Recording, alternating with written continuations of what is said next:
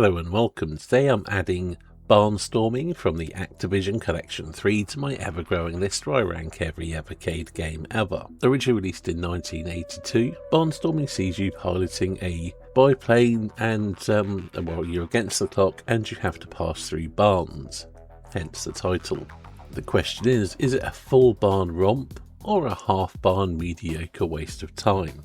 Well, there's no story to speak of, and there's certainly no nostalgia for me. It's a game that I'd never played until getting this collection. So let's get started with the graphics. And you know what, for a 2600 game, it looks pretty good. The sprites are big and bold, everything is clean and readable, it's very smooth running, and while it doesn't look impressive compared to modern games or even NES games or anything like that, when you compare it to things like Adventure or Centipede on the 2600, you know, it's leagues better.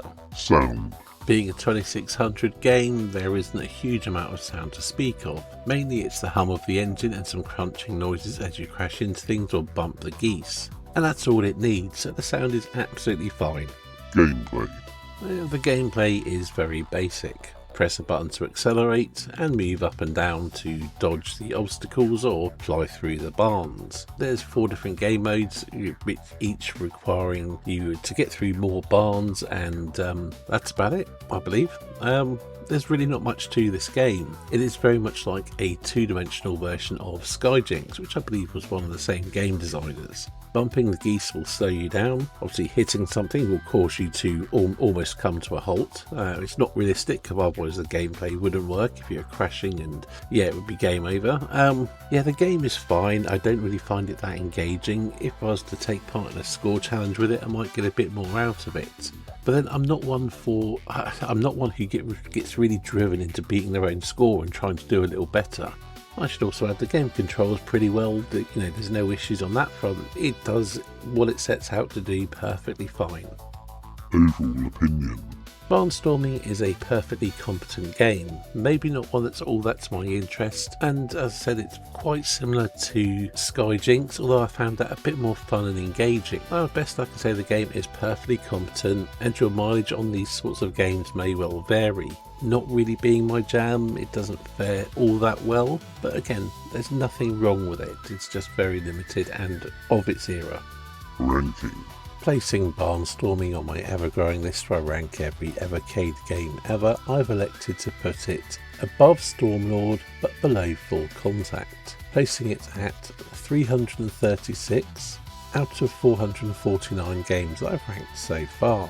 I do feel that maybe this could bump up if I end up getting into it in a high score competition, but just playing it on my own against my own times, it's falling short for me, hence the placement. Anyway, that's it for today's video. Thank you for watching, and I'll see you on the next one.